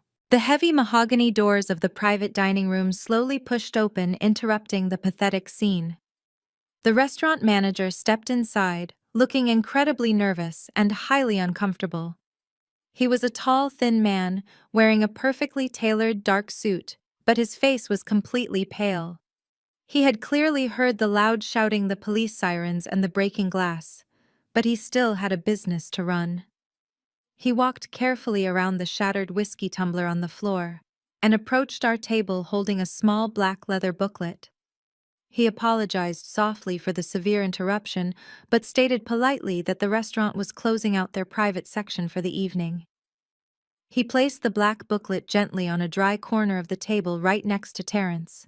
The manager cleared his throat and announced that the final bill for the massive graduation dinner, the multiple bottles of vintage wine, the imported steaks, and the property damage fee for the broken glass came to exactly $3,000. Terence stared at the black leather booklet like it was a live explosive. He slowly turned his head to look at me, his eyes wide with desperate, silent pleading. He did not have his luxury car anymore. He did not have his platinum credit cards. He certainly did not have $3,000 sitting in his frozen checking account. He actually expected me to pay for the extravagant celebration dinner they had ordered, while actively planning to ruin Leah's life. I looked at my brother and let out a soft, genuinely amused sigh. I reached into my tailored blazer pocket and pulled out a single crisp $20 bill. I tossed it lightly onto the white tablecloth, telling the nervous manager that the cash was to cover my single glass of sparkling water. I looked Terence dead in the eye and told him that the rest of the massive bill was entirely his problem. I suggested he ask his fleeing wife for her credit card, but quickly reminded him that I already owned those accounts too. I told Terence he better start washing dishes in the back kitchen right now if he wanted to leave this restaurant without getting arrested for theft of services. I stood up slowly from my comfortable chair, smoothing out the front of my blazer with perfect, calm precision. I picked up my heavy leather briefcase, my handwritten tuition check, and the damp Harvard acceptance letter. I turned to look at my niece, who was still sitting quietly at the far end of the long table. Leah had watched her entire world completely collapse tonight, but she did not look frightened or helpless anymore. She looked incredibly strong and fully awake. I gave her a small, encouraging nod, letting her know it was finally time for us to go. Leah stood up from her chair, pushing it back away from the ruined dinner. She looked at her mother, who was hyperventilating near the door. She looked at her father, who was staring helplessly at the massive restaurant bill. She looked at her grandparents, who were broken and weeping over a simple piece of rental paper. They had all treated her like a burden and a piece of property. Leah stood tall, holding her head high. She spoke softly, but her voice carried clearly through the quiet room. "Do not ever contact me again," she said. She turned her back on her completely broken family and walked out of the private dining room with me, leaving them all behind in the beautiful ruins of their own making. We walked out of the heavy mahogany doors and stepped directly into the cool night air of the city. The humid southern breeze felt incredibly refreshing after the suffocating toxic atmosphere of the private dining room. The valet attendant was already waiting patiently at the curb, standing at full attention next to my sleek black Maybach. He quickly opened the heavy rear doors for us, bowing his head slightly, in a gesture of genuine professional respect. Leah hesitated for just a brief second, looking back at the glowing facade of the expensive restaurant. I knew deep down she was waiting for her father to run out and apologize, or for her mother to suddenly realize the massive mistake she had made. But the heavy wooden doors remained completely shut. The broken people inside those walls were entirely consumed by their own financial destruction and their bitter resentments.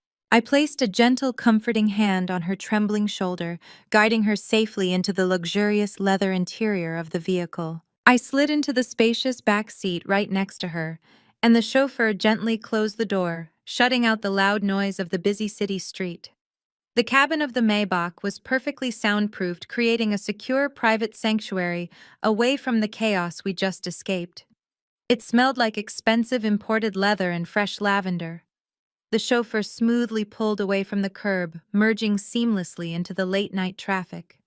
Now that we were finally safe and completely isolated from the immediate threat, the massive adrenaline rush that had been fueling Leah all evening suddenly began to crash hard.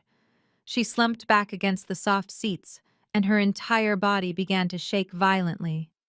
She wrapped her arms tightly around her stomach, trying desperately to hold the shattered pieces of her reality together. I reached over to the hidden compartment and pulled out a thick, warm cashmere blanket, draping it carefully over her trembling shoulders. Leah pulled the soft blanket tightly up to her chin, taking deep, ragged, uneven breaths. She stared blankly out the tinted window, watching the bright city lights blur past us in the dark night. We rode in complete silence for several miles, allowing the heavy emotional weight of the evening to finally settle over us. I did not push her to speak or force her to process the trauma immediately. I knew exactly how incredibly painful it was to realize that the people who were supposed to protect and nurture you were actually your biggest enemies. After about 20 minutes of smooth driving, her violent shaking slowly subsided into a quiet, calm relief. She turned her head and looked at me with red, puffy eyes. Her expression was a complex mixture of deep sorrow and profound awe. She asked me a question that I knew had been burning in her mind ever since I pulled her ruined acceptance letter out of the freezing champagne bucket. She asked me how I managed to survive for 12 long years completely alone without a family to support me. Her voice was barely above a whisper. She told me she was absolutely terrified of the future because she had never lived a single day without her controlling parents dictating her every move.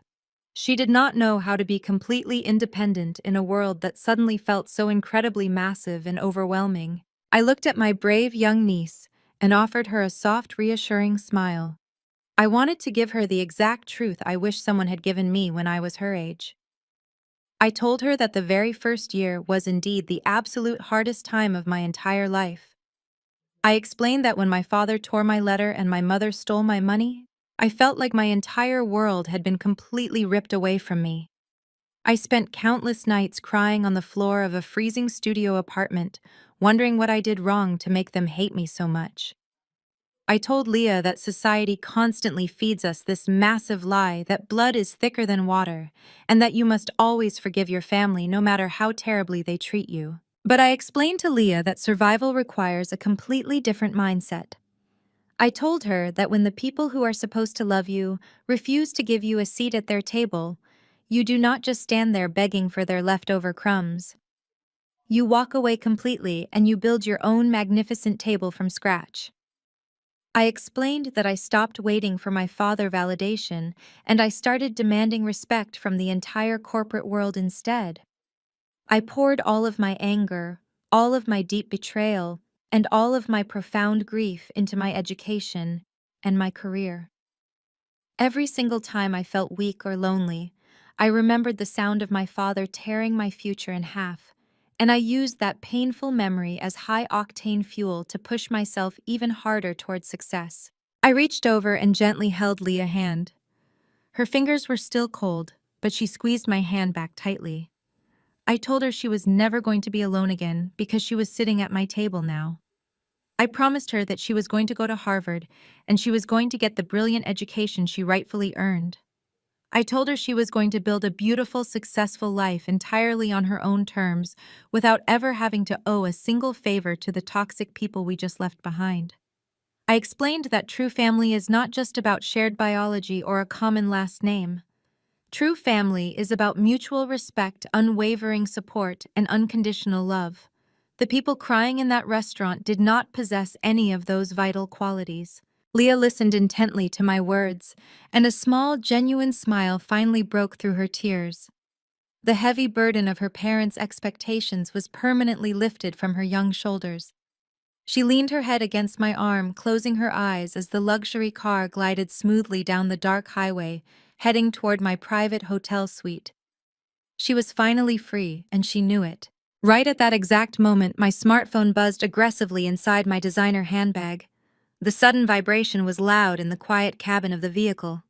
I slowly reached into the dark leather bag and pulled out the glowing device. I glanced down at the bright screen illuminating the dark space.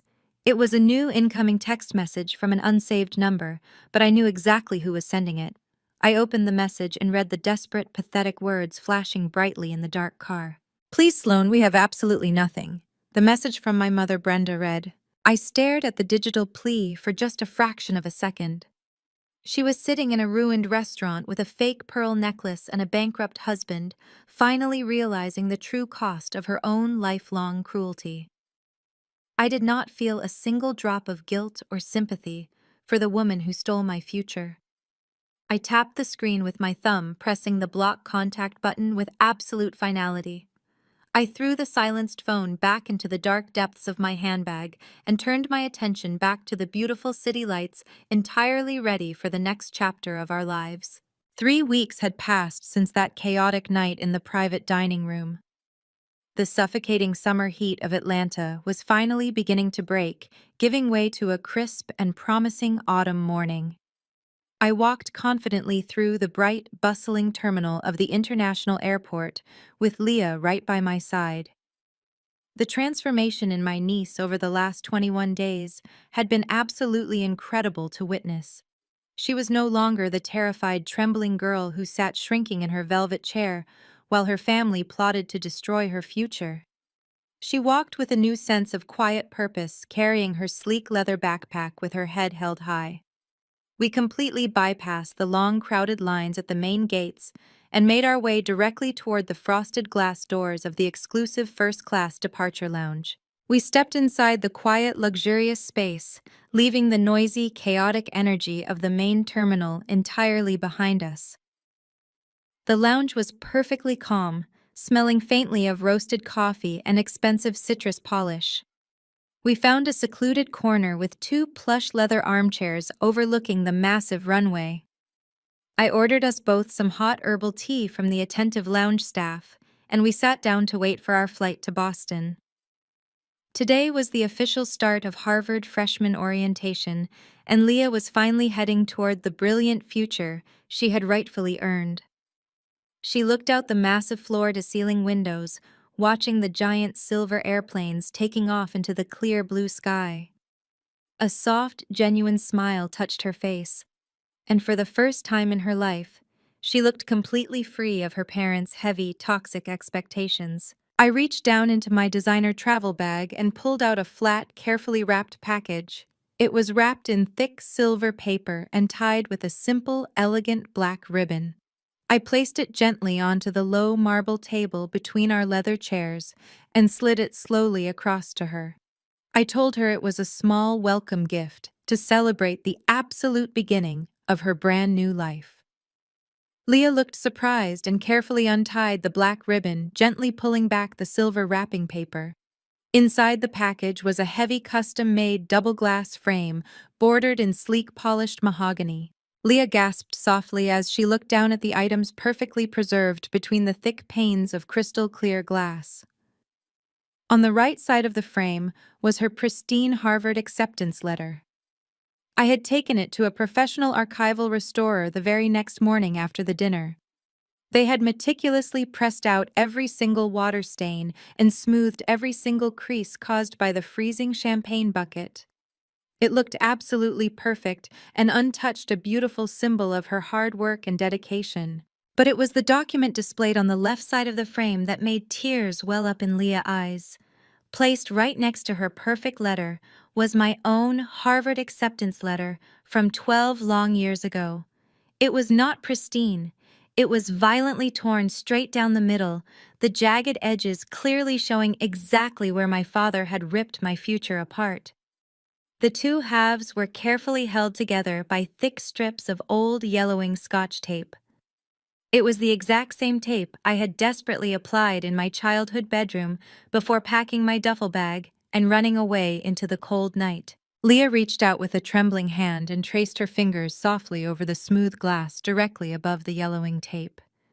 She did not need to ask any questions. She fully understood the massive weight of what she was holding. She saw the undeniable physical proof of the generational trauma our family had inflicted on the women who dared to dream bigger than the walls of that colonial mansion. She saw exactly what I had sacrificed and exactly what I had overcome to make sure she would never have to experience that same heartbreaking destruction.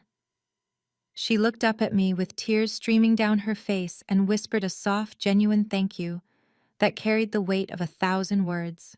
A soft chime echoed through the quiet lounge announcing the priority boarding call for our direct flight to Boston. I smiled warmly at Leah and told her it was time to go. We gathered our belongings, and she tucked the heavy double-glass frame safely and securely into her padded backpack, guarding it like the precious treasure it truly was. We walked out of the lounge and boarded the massive airplane, settling comfortably into our wide, plush first-class seats. The flight attendants offered us warm towels and fresh orange juice as we fastened our seatbelts, preparing for the long journey north. I leaned my head back against the soft leather headrest and looked out the oval window as the plane slowly pushed back from the gate. The massive jet engines roared to life, vibrating powerfully beneath our feet. As the airplane accelerated rapidly down the long runway and lifted smoothly into the sky, I watched the sprawling city of Atlanta slowly shrink into tiny, insignificant blocks far below us. Somewhere down there in that sprawling maze of concrete and trees, my father was sitting in a house he no longer owned, desperately trying to figure out how to pay me his monthly rent. My brother was facing complete financial ruin and a bitter divorce. My mother was mourning her fake social status, and Connor was nervously waiting for the federal authorities to knock on his rented penthouse door. I looked away from the window and turned to look at Leah, who was already flipping eagerly through a thick course catalog for her upcoming fall semester. I spent 12 years building a massive corporate empire fueled entirely by a burning desire for revenge. I wanted to return to that city and completely crush the people who had crushed me. But as I sat there watching the young, brilliant woman beside me, I realized something profoundly important. My meticulous revenge was never really about taking their money or destroying their fake high society reputations. It was never just about buying the family estate or forcing my father into absolute submission. All of those calculated financial maneuvers were simply the necessary tools I used to accomplish my true ultimate goal. The real victory was not about what I took away from them. The real victory was what I had finally managed to buy. I had successfully bought Leah absolute freedom. I had purchased her safe passage out of a toxic cycle of emotional abuse and financial manipulation that had quietly destroyed generations of bright, capable women in our bloodline. Our family had a deeply ingrained tradition. The eldest daughter always stays home. She suppresses her intelligence, she marries young, and she silently serves the men around her while her dreams slowly turn to dust.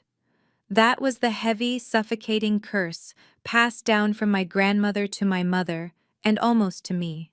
But as the airplane climbed higher into the bright, limitless sky, leaving the dark shadows of my past on the ground permanently, I felt a profound sense of absolute peace wash over my entire soul.